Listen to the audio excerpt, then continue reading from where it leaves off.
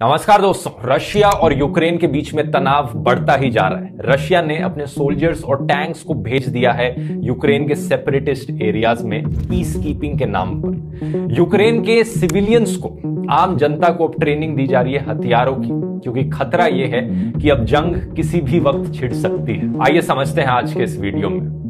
दोस्तों, ये वीडियो मैंने 23 फरवरी की रात को शूट किया था और आज 24 फरवरी को जंग ऑलरेडी छिड़ चुकी है। Gunfire and explosions have been heard here and in the second city of Kharkiv shortly after the Russian President Vladimir Putin announced the move in an unscheduled TV address. He said that Russia would bring in troops. He told Ukrainian troops to lay down arms and go home. Any attempt to interfere with this Russian action would lead to, quote, consequences they have never seen. After Russian troops were told to lay down their arms, social media became a window into the new reality, showing the impacts of what appeared to be missiles being launched into Ukraine. हालात तो पिछले कई महीनों से खराब चल रहे थे। 10 नवंबर 2021 को पहली बार यह खबर आई थी कि रशिया ने अपने मिलिट्री सोल्जर्स को यूक्रेन के बॉर्डर पर तैनात करना शुरू कर दिया है। 28 नवंबर तक यह चीज क्लियर हो चुकी थी कि रशिया के करीब 1 लाख से ज्यादा ट्रूप्स यूक्रेन के बॉर्डर पर मौजूद हैं और मिड जनवरी से लेकर अर्ली फरवरी के बीच में ये कभी भी हमला कर सकते हैं। दिसंबर तक यूएस इंटेलिजेंस को खबर पहुंच चुकी थी। तभी यूएस प्रेसिडेंट जो बाइडेन ने धमकी दी रशियन अथॉरिटीज को, कहा कि अगर यूक्रेन पर इन्वेजन किया जाएगा किसी भी तरह का तो बहुत सख्त जवाब मिलेगा उसका। He told President Putin directly that if Russia further invades Ukraine, the United States and our European allies would respond with strong economic measures. फिर यूएस की इंटेलिजेंस एजेंसीज का कहना था कि 16 फरवरी वो दिन होगा जिस दिन रशिया हमला बोलेगा यूक्रेन पर। लेकिन 16 फरवरी आया और कुछ भी नहीं हुआ। इस चीज का काफी मजाक बनाया रशियन अथॉरिटीज ने, यह कहकर कि अमेरिका तो कुछ भी बोलते रहता है, हम कुछ भी नहीं करने जा रहे थे, यह अमेरिका का नाटक था बस। एक दिन बाद खबर फैलती है कि रशिया ने एक्चुअली में अपने सोल्जर्स को वापस लेना शुरू कर दिया है। रशिया डी एस्केलेट कर रहा है, लेकिन यह खबर फेक निकलती है। एक्सपर्ट्स कहते हैं कि एक्चुअली में चाइना ने रशिया पर प्रेशर डाला था कि रशिया बीजिंग ओलंपिक्स खत्म होने तक का इंतजार करे। चाइना नहीं चाहता कि कुछ भी हमला यहां पर बोला जाए और बीजिंग ओलंपिक्स में उससे कोई इंटरप्शन हो, उसकी इमेज नहीं खराब होनी चाहिए। सुनने में काफी अजीब सी थ्योरी, लेकिन 20 फरवरी बीजिंग ओलंपिक्स का आखिरी दिन होता है और अगले ही दिन 21 फरवरी को पुतिन की तरफ से यह टेलीविजन पर एड्रेस आता है। पुतिन पूरी दुनिया को ऐलान करते हुए कहते हैं कि ईस्टर्न यूक्रेन में 2 सेपरेटिस्ट एरियाज हैं। अब वो उन सेपरेटिस्ट एरियाज को इंडिपेंडेंट कंट्रीज की तरह रिकॉग्नाइज करते हैं। After a day of lashing out at NATO, Putin made an explosive announcement on state television. I think it is necessary to make a long overdue decision to immediately recognize the independence and sovereignty of the Donetsk People's Republic and the Luhansk People's Republic. इन 2 regions का नाम है Donetsk और Luhansk. आइए नक्शे पर एक नजर डालते हैं। यूक्रेन की जो एक्चुअल बाउंड्री है यूनाइटेड नेशंस के अकॉर्डिंग वो कुछ ऐसी है, बाहर से चारों तरफ। ईस्टर्न यूक्रेन में ये 2 रीजन्स हैं, डोनेट्स्क और लुहांस्क। अब खास बात यह है कि डोनेट्स्क और लुहांस्क का कुछ एरिया एक्चुअली में सेपरेटिस्ट कंट्रोल्ड है, यानी यूक्रेन सरकार के कंट्रोल में नहीं है। यह एरिया रशिया के बॉर्डर पर है और एक्चुअली में इसे रशियन ऑक्यूपाइड कहा जाता है। अब यहां पर पूरी हिस्ट्री में मैं नहीं जाऊंगा, इसकी बात मैंने पुराने रशिया यूक्रेन वाले वीडियो में डिटेल में करी थी। उस वीडियो को जाकर आप देख सकते हैं, अगर आप देखना चाहें तो लिंक मैं नीचे डिस्क्रिप्शन में डाल दूंगा। लेकिन 2014 में मैंने बताया था, वो साल था जब क्रीमिया को ऑक्यूपाई किया गया था रशिया के द्वारा। यह वही साल था जिस साल डोनेट्स्क और लुहांस्क के एरियाज को यूक्रेन से तोड़कर अलग कर दिया गया था। रशिया ने वहां पर सेपरेटिस्ट को सपोर्ट किया था, अपनी मिलिट्री भेजी थी और जो जंग छिड़ी वहां पर उसके बाद एक नई बाउंड्री लाइन सी ड्रॉ हो गई। इन सेपरेटिस्ट कंट्रोल्ड एरियाज में डोनेट्स्क पीपल्स रिपब्लिक और लुहांस्क पीपल्स रिपब्लिक, इन दोनों सेपरेटिस्ट लोगों ने अपनी नई कंट्री का ऐलान किया। यह करते वक्त एक अनऑफिशियल रेफरेंडम बुलाया गया था इन एरियाज में। उसके बाद से रशिया ने इन 2 सेपरेटिस्ट एरियाज की कई तरीकों से मदद करने की कोशिश करी है। मिलिट्री सपोर्ट देकर, फाइनेंशियल सपोर्ट देकर, कोविड वैक्सीन प्रोवाइड करी इन्हें, और यहां रहने वाले करीब 8 लाख लोगों को रशियन पासपोर्ट्स भी प्रोवाइड कर दिए गए रशिया के द्वारा। इन एरियाज में लड़ाई खत्म करने के लिए और शांति बनाने के लिए 2015 में एक मिन्स्क एग्रीमेंट साइन किया गया था, जिसके तहत यूक्रेन को इन रीजन्स को स्पेशल स्टेटस प्रोवाइड करना था, एक सर्टेन डिग्री ऑफ ऑटोनॉमी देनी थी, वहां की सरकार को एक्नॉलेज करना था और यह कहा गया था कि अब कोई लड़ाई नहीं होगी, यहां पर कोई हथियारों का इस्तेमाल नहीं किया जाएगा और जो भी फॉरेन प्रेजेंस है इस एरिया के अंदर वो हटा दी जाए। अब क्योंकि पुतिन ने कहा कि रशिया अब उन एरियाज को इंडिपेंडेंट कंट्रीज की तरह कंसिडर करता है और अब पुतिन ने अपनी आर्मी भी भेज दी है उन एरियाज के अंदर, तो इसलिए अब इसे इन्वेजन बताया जा रहा है। पुतिन ने मिन्स्क एग्रीमेंट को नल एंड वॉइड कर दिया है और अब खतरा यह है कि पुतिन सिर्फ यहां तक रुकेगा नहीं। यूरोपियन देशों को और यूएसए को डर है कि अब पुतिन एक्चुअली में पूरे यूक्रेन देश पर कब्जा जमाने की कोशिश में है। एक इंपॉर्टेंट चीज मैं यहां पर पॉइंट आउट करना चाहूंगा, जब से सोवियत यूनियन टूटा है, रशिया हर 6-7 साल बाद यही चीजें करता आ रहा है अपनी नेबरिंग कंट्रीज के साथ। 2014 में रशिया ने क्रीमिया को ऑक्यूपाई किया। इससे पहले 2008 में जॉर्जिया के कुछ एरियाज को रशिया ने ऑक्यूपाई किया। इस नक्शे पर देखिए, अबखाजिया और साउथ ओसेटिया का जो रीजन है वो एक्चुअली रशियन ऑक्यूपेशन के अंडर है। करीब 20% जॉर्जिया का देश एक्चुअली में रशियन ऑक्यूपेशन के अंडर है। इसके बाद मोल्डोवा एक देश है ईस्टर्न यूरोप में, जिसका एक पूरा हिस्सा ईस्टर्न साइड पर लाए करने वाला सेपरेटिस्ट एरिया है, जिसका नाम है ट्रांसनिस्ट्रिया, जहां रहने वाले सेपरेटिस्ट अपने आप को एक नए देश की तरह मानते हैं और एक्चुअली में वो रशिया से रीयूनिफाई करना चाहते हैं। तो यहां पर भी रशियन इन्फ्लुएंस काफी ज्यादा है इस ट्रांसनिस्ट्रिया एरिया में भी। और अब आप अगर नक्शा देखोगे कि रशिया ने अपनी आर्मी को, अपने सोल्जर्स को कहां कहां डिप्लॉय किया है। इस मैप में जो रेड सर्कल्स हैं वो तो परमानेंट सेटलमेंट्स ही, चलो उन्हें जाने दो, लेकिन जो ब्लैक डॉट्स आप इस मैप पे देख रहे हो वो नए ट्रूप्स हैं जो लाए गए हैं पिछले कुछ महीनों में। तो रशिया ने यूक्रेन देश को तीनों डायरेक्शन से घेर लिया है और रशियन सोल्जर्स ना सिर्फ रशिया में मौजूद हैं बल्कि क्रीमिया में भी और ट्रांसनिस्ट्रिया के एरिया में भी और बेलारूस में भी। बेलारूस का डिक्टेटर भी रशिया के इन्फ्लुएंस के अंडर आता है और बेलारूस पर भी मैंने एक अलग से वीडियो बनाया था। बेलारूस में एक डिक्टेटर है जो बहुत ही इनफेमस है। तो इस सब का नतीजा ये कि बाकी दुनिया को अब डर है कि रशिया किसी भी वक्त अपनी आर्मी मूव इन कर सकता है और पूरे यूक्रेन देश पर हमला बोल सकता है। कितना एरिया अब रशिया ऑक्यूपाई करना चाहेगा ये कोई नहीं जानता। कुछ लोगों को लगता है कि सिर्फ नीचे की ये स्ट्रिप ट्रांसनिस्ट्रिया से लेकर लुहांस्क और डोनेट्स्क तक रशिया कब्जाएगा। कुछ लोगों को लगता है कि रशिया यूक्रेन की राजधानी कीव तक पहुंच जाएगा और पूरे देश को ही खत्म कर डालेगा। अब रशिया को यह करता देख बाकी दुनिया के पास मोटे मोटे तौर पर 3 ऑप्शंस हैं। पहला तो यह कि हाथ पर हाथ रखकर बैठे रहें, कुछ ना करें।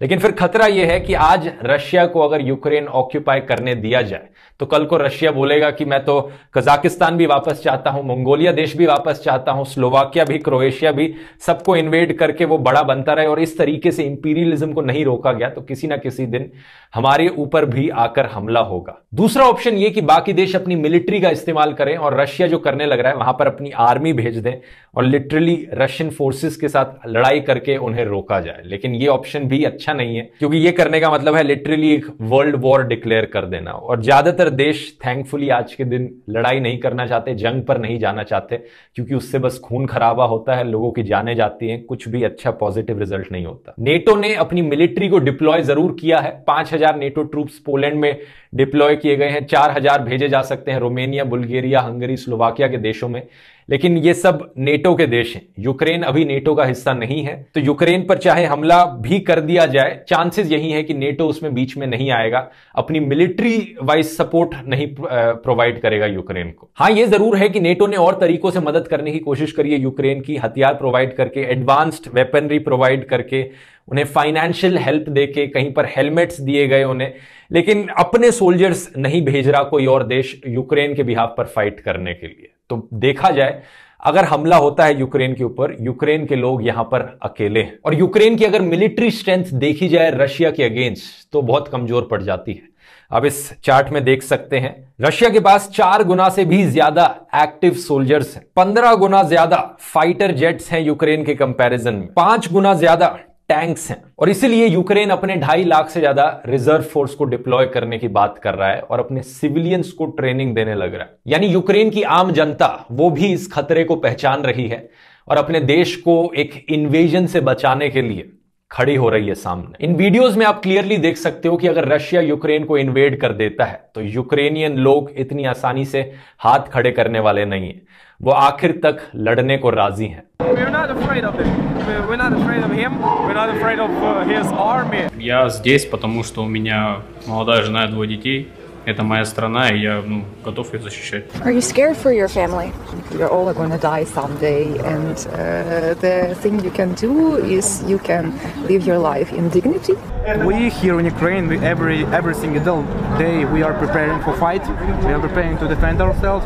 यूएस के एस्टिमेट्स के अकॉर्डिंग अगर यहां पर एक ऑल आउट वॉर होती है तो 50,000 से ज्यादा सिविलियंस मारे जा सकते हैं, हजारों लोगों को अपने घर छोड़ने पड़ेंगे, यूरोप में एक और रेफ्यूजी क्राइसिस हो जाएगी और यूक्रेन देश की हालत शायद वैसी बन जाएगी जैसी सीरिया की हालत है आज के दिन। इस पॉइंट में एक और रीजन है जो मैं बताना भूल गया, रशिया ने लिटरली बाकी देशों को धमकी दी है कि वो न्यूक्लियर बॉम्ब्स का इस्तेमाल करेंगे अगर कोई और देश इंटरफेयर करने आया तो यहां पर। तो बाकी दुनिया के पास और क्या ऑप्शन बचा यहां पर? तीसरा ऑप्शन है इकोनॉमिक सैंक्शंस, यानी इकोनॉमिकली रशिया को यहां पर आइसोलेट करने की कोशिश करी जाए, इकोनॉमिकली हमला करने की कोशिश करी जाए, उनके पैसे पर हमला किया जाए। I'm announcing the first tranche of sanctions. These sanctions are a major step. And we hold further sanctions at readiness to be deployed. The U.S. and its allies coordinated a first round of sanctions against Russia over its troop deployment to breakaway regions of Ukraine. US, Europe, Canada, Japan कई देशों ने Russia के खिलाफ economic sanctions already declare कर दिए हैं और यह कहा है कि अगर रशिया ने कोई भी और कदम उठाया इन्वेजन की ओर तो और भी ज्यादा इकोनॉमिक सैंक्शंस डिक्लेयर किए जाएंगे। हमला यहां पर किया गया है पहले रशियन बैंक्स पर और रशियन बिलियनियर्स पर, क्योंकि बहुत से देश जानते हैं कि पुतिन अपने आप से कोई इतना बड़ा डिक्टेटर नहीं है। पुतिन भी रशियन ओलिगार्क्स यानी रशियन बिलियनियर्स के इन्फ्लुएंस के अंडर आता है, उनसे प्रभावित होता है। यूके ने 5 रशियन बैंक्स को टारगेट किया है, यूनाइटेड नेशंस ने भी इस चीज को कंडेम किया है और शायद से सबसे मुश्किल जो इकोनॉमिक सैंक्शन था वो जर्मनी की तरफ से आया। जर्मनी ने नॉर्ड स्ट्रीम 2 गैस पाइपलाइन की सर्टिफिकेशन को रोक दिया है। ये एक बहुत बड़ा कदम है क्योंकि जर्मनी की 50% से ज्यादा गैस सप्लाई रशिया से आती है और ऐसा कदम उठाने का मतलब है कि जर्मनी अपनी ही गैस सप्लाई को इंटरप्ट करने लग रहा है, यानी जर्मनी के अंदर गैस के प्राइसेस बहुत तेजी से बढ़ जाएंगे। इकोनॉमिक सैंक्शंस के बारे में यही बात होती है दोस्तों कि जब दूसरे किसी देश को आइसोलेट करने की कोशिश की जाती है, इकोनॉमिकली हमला करने की कोशिश की जाती है तो अपने देश पर भी बहुत असर पड़ता है। और बात यहीं पर आ जाती है कि कौन सा देश कितना नेगेटिव असर अपनी इकोनॉमी पर सह सकता है दूसरे देश को सबक सिखाने के लिए। फॉर एग्जांपल, अगर आज के दिन इंडिया कहता है कि सारा मेड इन चाइना सामान बैंड है इंडिया के अंदर, तो इंडियन इकोनॉमी को उससे बहुत ज्यादा बुरा असर पड़ेगा as compared to Chinese economy. तो उस सेंस में इकोनॉमिक सैंक्शन लगाना बहुत ही मुश्किल होगा इंडिया के लिए चाइना पर। अब वैसे अगर इंडिया की बात करें तो इंडिया का क्या रोल है यहां पर पूरे इस रशिया और यूक्रेन की क्राइसिस के बीच में, इंडिया पर इसका क्या असर पड़ेगा और इंडिया को यहां पर क्या कदम उठाने चाहिए, इसकी बात करने के लिए आगे के वीडियो में होंगे मोहक मंगल। शायद आप इन्हें जानते ही होंगे, सोच यूट्यूब चैनल से। ये इंडिया का रोल अब एक्सप्लेन करेंगे इस कॉन्टेक्स्ट। इंडियन सरकार ने कहा है कि रशिया और यूक्रेन के मुद्दे के ऊपर वो बहुत ही कंसर्न्ड है।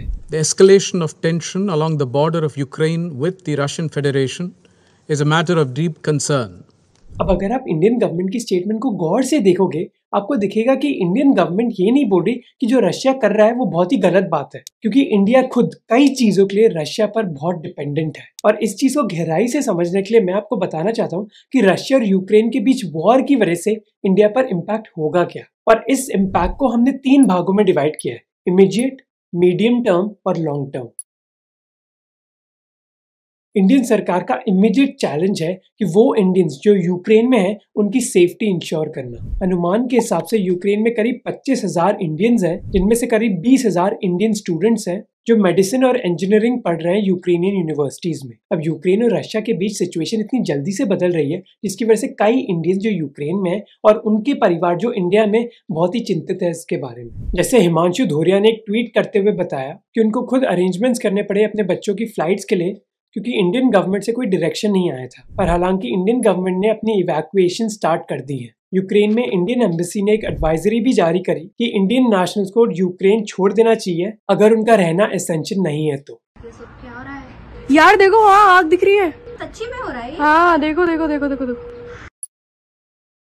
जो मीडियम टर्म कंसर्न्स है इंडियन गवर्नमेंट की वो है इकोनॉमी के बारे में और स्पेसिफिकली पेट्रोल के दाम। इंडियन गवर्नमेंट के लेटेस्ट इकोनॉमिक सर्वे ने एस्टिमेट किया था पेट्रोल के प्राइसेस करीब 70 से $65 पर बैरल होंगे इस साल के दौरान, पर कुछ घंटे पहले ये प्राइसेस करीब $100 पर बैरल हो गए थे, सितंबर 2014 से हाईएस्ट। मेनली क्योंकि लोगों के बीच डर है कि रशिया के ऑयल प्रोडक्शन और सप्लाई पर एक गहरा असर पड़ेगा इस रशिया यूक्रेन वॉर की वजह से। वैसे रशिया दुनिया की 2nd लार्जेस्ट ऑयल प्रोड्यूसर है और almost 13% global crude oil Russia से ही आता है। ये सिचुएशन और बुरी हो सकती है अगर यूएस और यूरोपियन यूनियन की कंट्रीज सैंक्शंस लगा देती हैं Russian oil and gas production पर। और हमें पता है कि अगर ऑयल की ग्लोबल सप्लाई गिरेगी तो उसके दाम भी बढ़ेंगे पूरी दुनिया में, इंक्लूडिंग इंडिया में, जिसकी वजह से ऑलमोस्ट सारे ही इंडियंस की जिंदगी पर एक भारी इंपैक्ट पड़ेगा, क्योंकि India almost 85% crude oil import करता है अपने लिए। और क्षितिज पुरोहित जो एक रिसर्चर है इस मुद्दे पर, वो कहते हैं कि पेट्रोल के दाम बढ़ने की वजह से महंगाई बढ़ सकती है इंडिया में, क्योंकि सारी चीजों की ट्रांसपोर्टेशन कॉस्ट में बढ़ोतरी होगी। और इसकी वजह से इंडियन सरकार की बजटिंग पर भी एक गहरा असर पड़ेगा,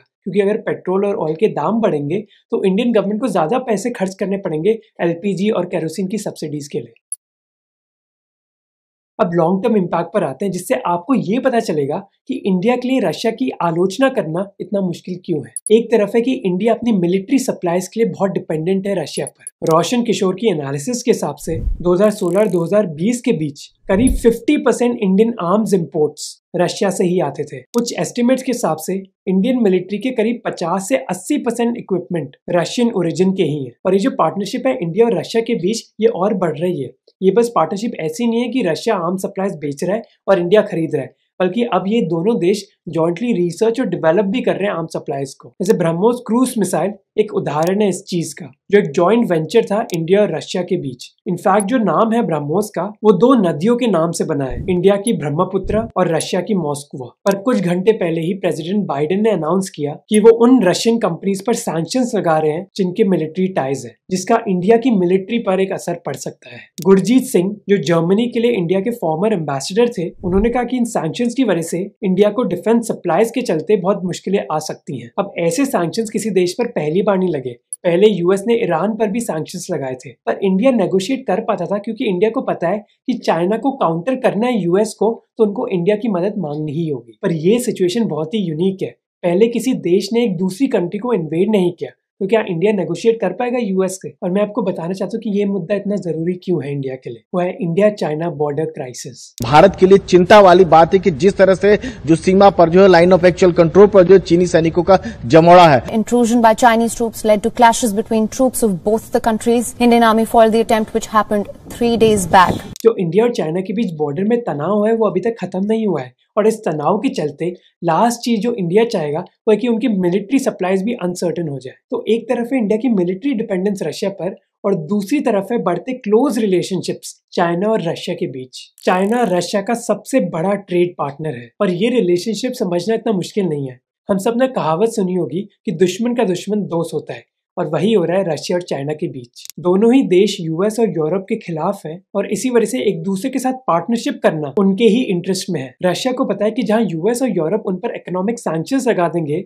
पर चाइना ऐसा उनके लिए नहीं करेगा। और इंडिया को डर है कि एक बढ़ती रशिया और चाइना की पार्टनरशिप इंडिया के लिए डेंजरस हो सकती है। पर ये जो डर है कोई फालतू नहीं है, बल्कि जस्टिफाइड भी है, क्योंकि हिस्टोरिकल एविडेंस है कि कई बार रशिया ने चाइना को सपोर्ट किया है और ना कि इंडिया को। जैसे 1962 वॉर के दौरान तन्वी मदन जो एक फॉरेन पॉलिसी एक्सपर्ट हैं, उन्होंने अपनी बुक में लिखा था कि कैसे निकिता ख्रुश्चेव जो सोवियत यूनियन के प्रेसिडेंट थे 1960s के दौरान, उन्होंने चाइना को इंडिया चाइना वॉर के दौरान बताया कि सोवियत यूनियन अपने चाइनीज ब्रदर्स को सपोर्ट करेगा और ना कि इंडियन फ्रेंड्स को। ख्रुश्चेव ने तो इनफैक्ट मिग एयरक्राफ्ट की डिलीवरी भी डिले कर दी थी इंडिया को। इसीलिए इंडिया को डर है कि अगर इंडिया चाइना कॉन्फ्लिक्ट होता है तो क्या रशिया इंडिया को सपोर्ट करेगा भी। अब आप में से कुछ पूछोगे कि अगर इंडिया रशिया पर डिपेंडेंट है तो रशिया भी तो इंडिया पर डिपेंडेंट है, क्योंकि रशिया के 25% डिफेंस एक्सपोर्ट्स इंडिया में आते हैं। पर तन्वी मदन कहती है कि व्लादिमीर पुतिन ऐसे इंसान है जो खुद भुगतने के लिए तैयार हो जाते हैं अगर कुछ उनको चाहिए तो। अब ये रशिया यूक्रेन वॉर को ही देख लीजिए। मोस्ट एक्सपर्ट्स कहते हैं कि इससे रशिया को नुकसान ही होगा अगर वो फुल स्केल इन्वेजन कर देते हैं, पर व्लादिमीर पुतिन तो ये फिर भी कर रहे हैं। तो क्या गारंटी है कि एक इंडिया चाइना कॉन्फ्लिक्ट के दौरान रशिया मिलिट्री सप्लाईज रोक नहीं देता इंडिया को। चाइना और रशिया के एक दूसरे के करीब होने के पीछे एक और प्रूफ मैंने आपको वीडियो के शुरू में बताया था, बीजिंग ओलंपिक्स वाली जो चीज थी। लेकिन अब एक और पॉइंट पर मैं फोकस करना चाहूंगा। यहां पर रशिया की आम जनता का क्या वो लोग इस इन्वेजन को सपोर्ट करते हैं? इसका जवाब काफी उदास कर देने वाला है, क्योंकि रशिया के टीवी चैनल्स प्रोपेगेंडा से भरे हुए हैं और अपने ही लोगों को ब्रेन वॉश करते हैं इमेजिनरी कहानियां सुनाकर। रशियन न्यूज़पेपर्स और मीडिया चैनल्स की माने तो एक्चुअली में यूक्रेन वो देश है जो एक्चुअली में लड़ाई करना चाहता है, जंग छेड़ना चाहता है उन सेपरेटिस्ट एरियाज पर, और रशिया यहां पर उन्हें बचाने की कोशिश कर रहा है। मैंने आपको वीडियो की पहली लाइन में बोला था कि रशिया ने जो ट्रूप्स भेजे हैं उन सेपरेटिस्ट एरियाज में वो पीस कीपिंग के नाम पर भेजे हैं। पुतिन कहता है अपनी जनता से कि हम जो कर रहे हैं वो शांति बनाए रखने के लिए कर रहे हैं। ये नेटो हैं और यूक्रेन वाले हैं जो जंग छेड़ना चाह रहे हैं, लड़ाई कराने की कोशिश कर रहे हैं। और अनफॉर्चुनेटली ज्यादातर रशियन जनता से जब पूछा गया कि उनकी क्या राय है तो उनका भी यही मानना है। हालांकि वो जंग नहीं चाहते, लेकिन उनको लगता है कि यहां पर भड़काने का काम यूक्रेन करने लग रहा है, यूक्रेन के सोल्जर्स करने लग रहे हैं, जो कि बिल्कुल भी सच नहीं है। I know for sure that we have never taken any aggressive actions. Never. Russia is only defending itself.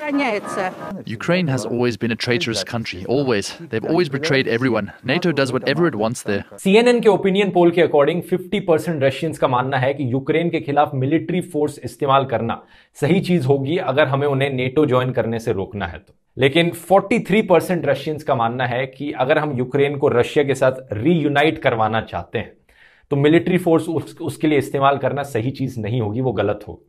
हालांकि 36% रशियंस कहते हैं कि सही होगा, हम जबरदस्ती यूक्रेन को फोर्सफुली रीयूनाइट करा सकते हैं मिलिट्री फोर्स इस्तेमाल करके, जो कि बहुत ही बड़ा नंबर होता है। 1/3 पॉपुलेशन आपके देश की कहती है कि दूसरे देश पर हमला बोल दो रीयूनिफिकेशन करने के लिए।